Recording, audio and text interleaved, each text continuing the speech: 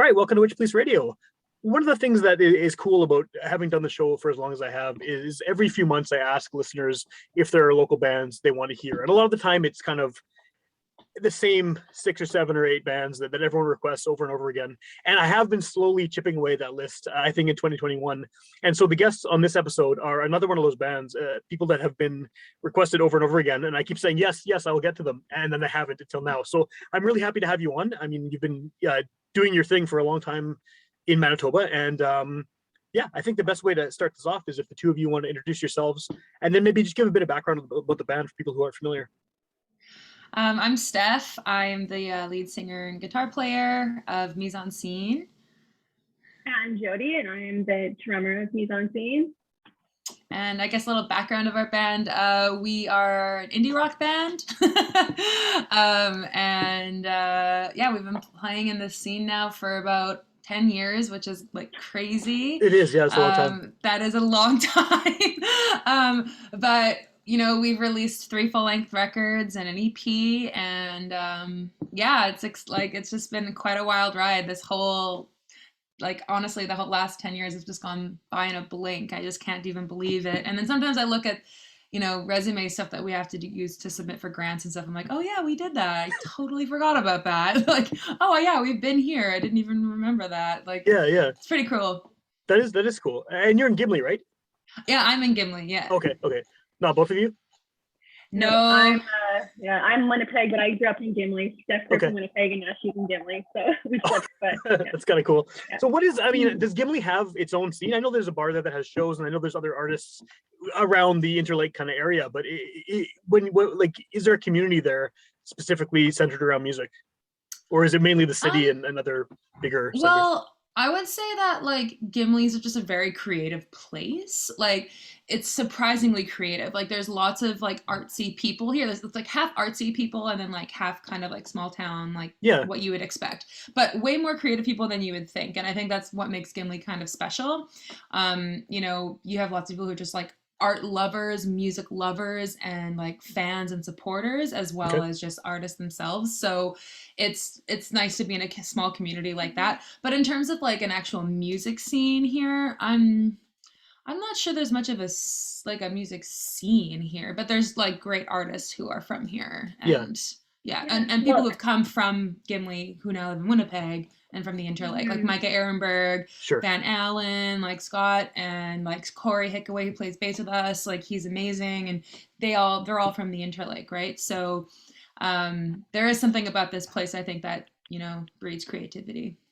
Yeah, well, and also I would say that we had like an incredible band program when I was growing up. Like, our jazz band was one of the top 9 in North America at one point. Wow. I think it was that. So it's like in Gimli, there's not much to do. Like, you can't go hang at the mall or whatever. So we would do jazz band and concert band and take that pretty seriously. So I think, it's unusual in that way that we had such a great program.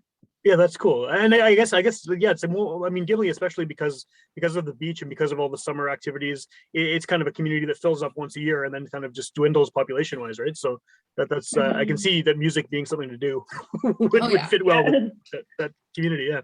So I'm really sick of asking people about this, and I'm sure everyone in the world is sick of talking about it, but we're in a pandemic that's still going on. Hopefully it's going to be over soon, but you know, shows are starting to happen again finally after this long period of no one being able to go out and experience any kind of live music or anything creative, right? Other than from a computer screen.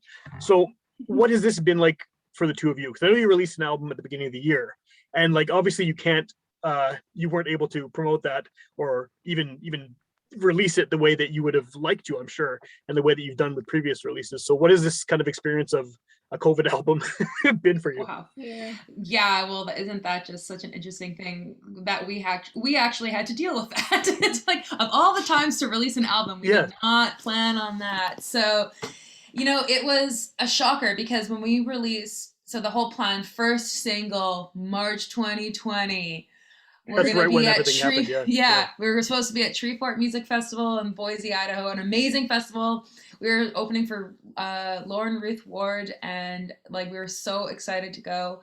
and nope. So that didn't happen. And so it was crazy because, you know, we were talking to our publicists and our label and our project managers, and we're like, okay, let's just like, what's the next step here? Like, where do we go from here?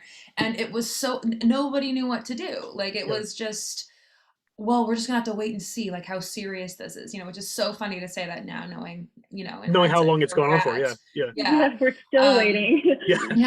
We're still trying to figure it out, I guess. So, you know, it's the album cycle started in March, and we ended up, like, we were originally gonna release in July, and then that got pushed back to October. Okay. And then we ended up just putting out more singles as a way to kind of bide the time, because no one was doing anything either. Yeah. So we're like, okay, well, like, let's put out more music, I guess, instead of just 2. So we did like 5 singles, I think, before the 10-track record came out. And yeah, we ended up making all of our music videos ourselves when, like, you know, the restrictions like allowed, like when the weather was nice and Jody and I could just be outside together, we just did it ourselves, because we both went to art school and have like training and all that stuff. So we did the best we could with the equipment we had. But yeah, so we ended up just having to do a lot of stuff ourselves. Like, that's kind of like, it became more DIY than ever. Yeah. Which was not the plan, right? Like, we were supposed to go to Vancouver to shoot a music video, and then we were supposed to go to Toronto to shoot a music video, and then this was supposed to happen, and that was supposed to happen, and then we were supposed to tour and all this stuff. And now it's like, okay, we're sitting at home and doing a lot of DIY stuff. What's next here? And like, couldn't even do an album release show, which was really like a bummer. Yeah. But you know, shit happens, I guess. So totally. Yeah. you can't get too hung up on it, especially when it's like everyone in the world's dealing with this, and like, you should just be lucky that you have your health at that point. So yeah, I don't know, Jody, if I missed anything there that. I guess I would just say that, like, for us, it wasn't a total loss because we got to focus a lot on the creative. Yeah. So we had to find new ways of connecting with people. So we we made all of our own merch, which was really fun. And we'd go like drop them off at people's doorsteps. And yeah, like as I said, we made all of our own music videos. We also did lots of quarantine cooking and stuff like that. So we found other ways of connecting with people and still like doing music-ish kind of stuff. So it wasn't a total dud, but yeah, it sucked not being able to play, that's for sure. How does that experience feel now, looking back on it, that you have had this opportunity to do all this DIY stuff? Is that something that you might continue doing more of even when things get back to normal? Like, did you enjoy it enough that you want to keep having that element? I think it showed us that we're resilient and we can kind of do it all if we have to, but it was a lot of work. And I think I speak for both of us when I say we would gladly like some help the next round through, but we're really, really proud of everything that we were able to do on our own. But yeah, it's not easy. Yeah, I would say too, though, that it definitely like reinforced some of like the creative skill sets that we have that we kind of forgot about. Like, yeah, we can totally make calls on this. We can plan this and do this. It's just a lot of work. That's the only thing. So it's just tons of work, and you're trying to be a musician and write and all these things, and then you're just doing all these other things. So it just gets a bit overwhelming in terms of the workload, like Jody said. But I also feel like, you know, as a positive takeaway from it, it's made us realize how clear our vision is for like who we are and what we represent as a band. Yeah. You know, because I feel like sometimes what happens is musicians get into situations where they're collaborating or working with other, you know, artists in different disciplines like photographers and videographers, etc. And they sometimes there's that breakdown in communication where they're not actually communicating with each other, and then all of a sudden the artist is like, well, that doesn't really feel like me. Like, and that's definitely happened to us. Like, we've had photo shoots where I'm like, what is happening? This is not us at all. Like, what is going on? So it's definitely made me realize that we have a voice and like a vision for like how we want to come off, how we want to look, so that when we do work with people in that way, we want to be more involved to make sure that like, people call it branding, but it's also just like, it's your idea, it's your image, it's they want to make sure that you're presenting yourself in what you feel is authentic to you. So, you know, that's definitely like it's really like reassured us that like we know what we want and we know how we want to come off. So like in working with people in the future, like it'll just be very easy for us to like work with people and like share what our vision is of ourselves and to collaborate with their ideas with that, so that it doesn't get lost. Cool. I like the term authentic because it seems like a recurring theme on this show is that a lot of the, I don't know if it's just a Manitoba thing or if it's more pronounced here, but we do seem to have Manitoba, we as in Manitoba music listeners, seem to have a really good bullshit detector. And there's like a very Yeah. low threshold to like, this is not who these people actually are. I'm not Yeah. buying it, right? So the best stuff, regardless of genre, whether it's hip hop or country or indie rock or metal, anything, it seems like when it comes through as being genuine and as being an honest expression of the artists themselves, that seems to click with Winnipeggers and Manitobans. Oh yeah, and that's actually what I 100%. love about Winnipeggers. Winnipeggers are so intense, but they're so friendly. Like we're so friendly. You can move to the city and you Yeah. can make friends like within 6 months, and unlike in other places in other cities where it takes years, you know. So I do think that we are so open, honest, friendly people, but cross us once, Real. you know, Yeah. push us in the wrong direction once, and it like we'll never forget it. You know, like you Yeah. don't fuck with us. So I love that about it as well. So it just makes me so proud. Love where I'm from. Yeah. Well, that's good. That's good. And I mean, I do think that that your music comes through as being authentic. Like, I mean, you know, I don't think I'd have you on the show if I didn't, because I try to avoid the kind of stuff that triggers the bullshit detector, right? But it is interesting, the branding aspect of it, because you know it's such a different world than it was even 20 years ago for people doing anything creative, where they're not only, unless they're working with you know, someone doing it for them, they're not only the artist, they have to be the promoting themselves and their own publicists and their own social media people and all this other stuff that comes with it. That I think a lot of musicians, they have the talent and the ability to do the creative part, but then that side of things, especially when there's nothing happening like during this pandemic, is a whole other skill set that a lot of people just don't have or don't know how to access. Yeah. Well, and I feel like it's such an important part too. And like whenever I'm like sometimes I do like mentoring stuff for Manitoba Music and Creative Manitoba, and the big thing I notice when I'm like mentoring people, especially when it comes to like branding and imaging, like it's not really like that's like the term for it, but Yeah. so many people have such a negative connotation to it. And it's really, if you can look at it from a place where it's like, I have the power to show you who I am visually, as Yeah. because you're doing that with your music with sound. That's great.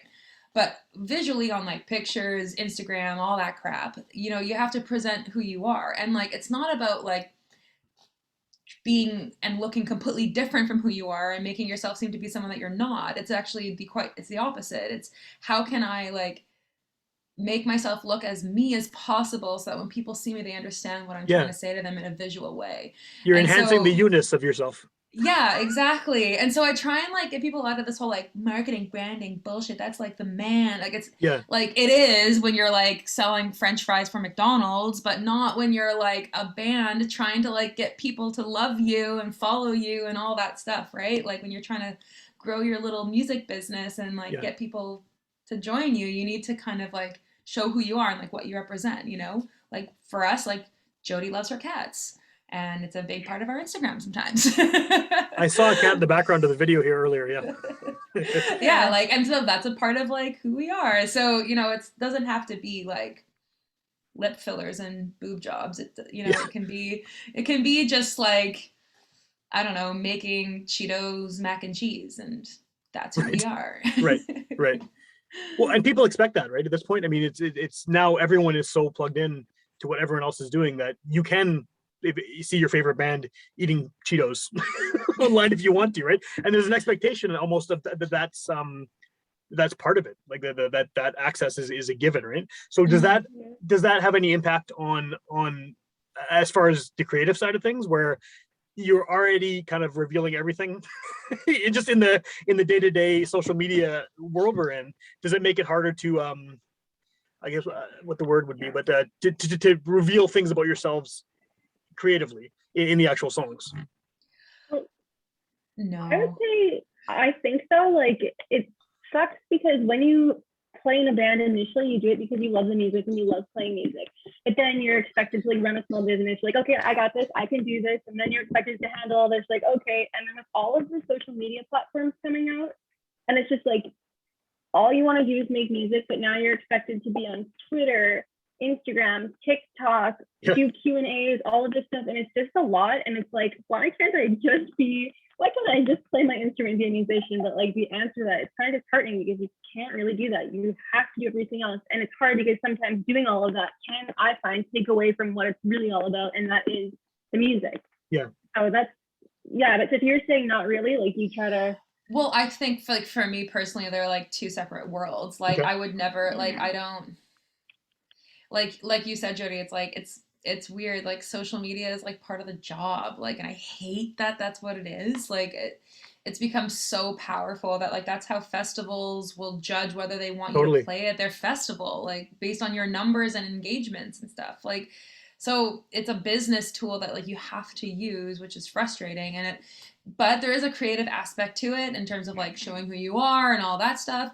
But for me, I don't like, that's not kind of where like the inspiration comes to write a song. Like I think that's more like the songwriting stuff is more like deep thoughts and like, you know, comments and criticisms on the world and and love and all that stuff, you know. Like I think that's kind of more of a tender place for me, where I, as of right now, social media and my songwriting do not coexist in the same world, because I have to kind of go into a different mindset for that, whereas like writing is very sacred and like it's it's an emotional, you have to go to a very emotional place to get to what you're, to start mining that song down and figuring out what you're talking about, and then you share it with the world, and like that's so, it's such a vulnerable thing.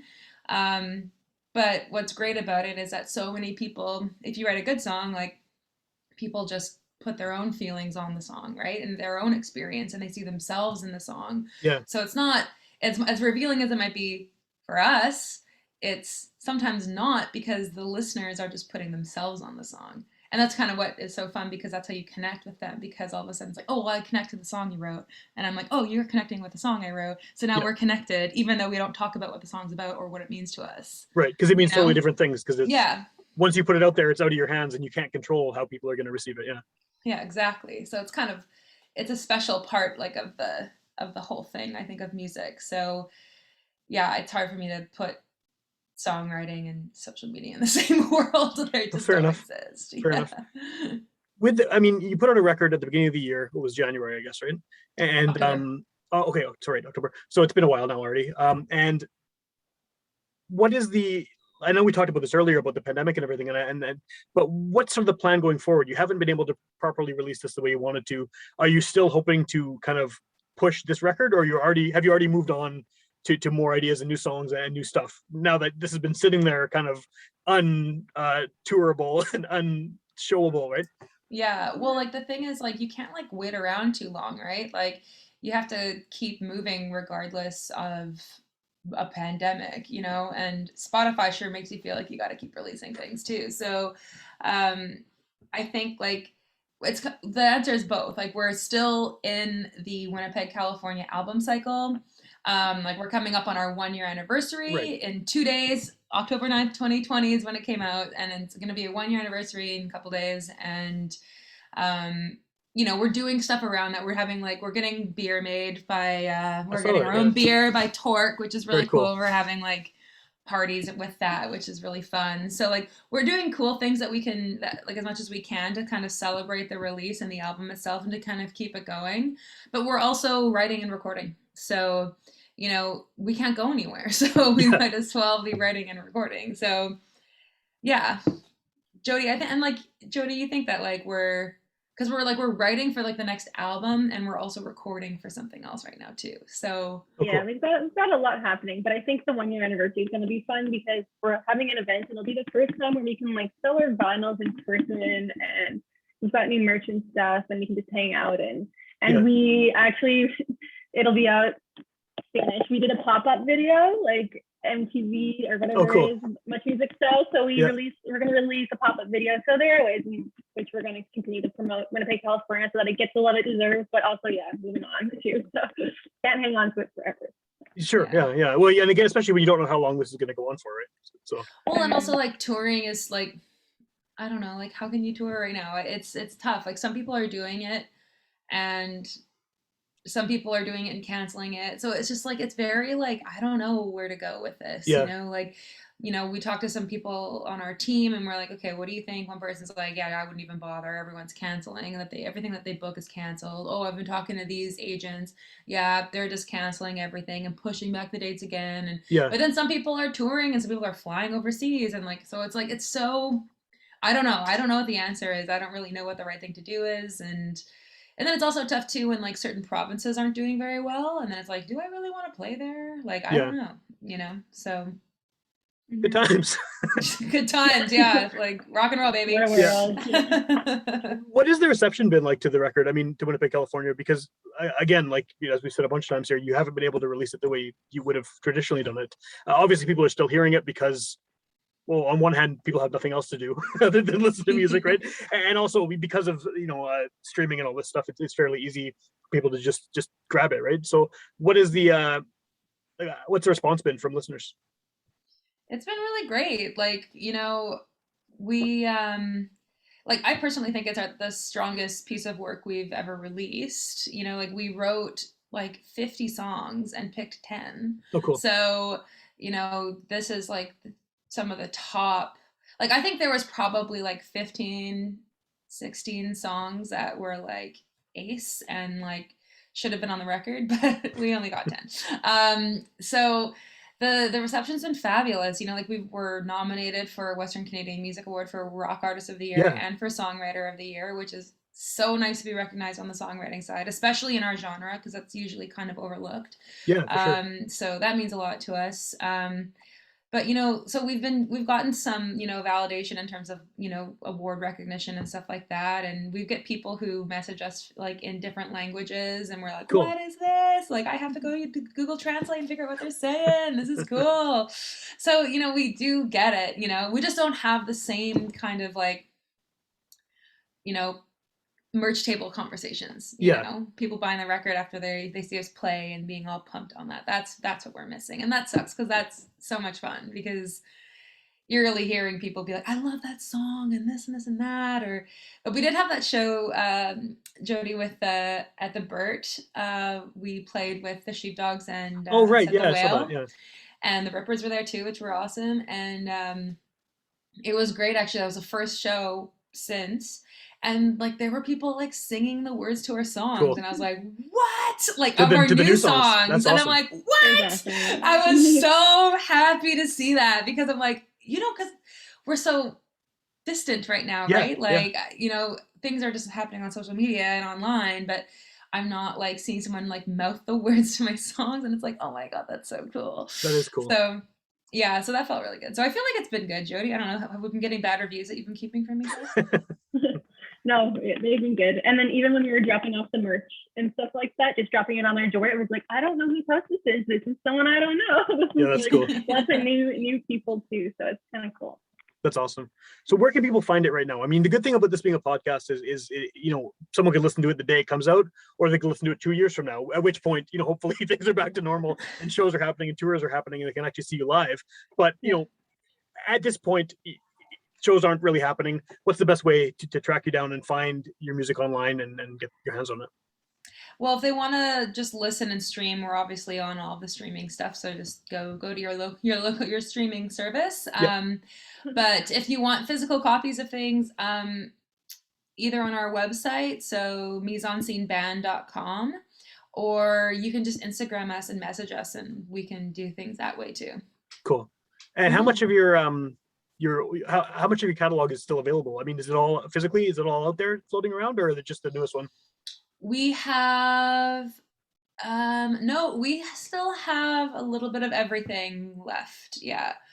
We've got CDs of our first record, Desires to Spare, and then we have vinyl and CDs of Still Life on Fire, and then we just have vinyl of Winnipeg, California, which is interesting, because we just like chose not to do CDs, because We're like, who has a CD player anymore? They're just I do. listen to us on... I'm like one of the I know, few. I'm probably talking to a podcaster who probably has a CD player. Yeah, I do because I hoard local music. So yeah, I definitely have to have a CD player for that. Yeah. But like we were thinking like, well, we can barely afford to buy vinyl anyway. So like, do we do CDs when like people's cars aren't being made with CDs? That's right. Yeah. Anymore? Yeah. And everyone usually plugs their phone into Spotify. So it's like, I don't know. It was a tough choice, but we decided against the CD making this time. But we'll see. Maybe we'll make CDs next round. Who knows? Cool.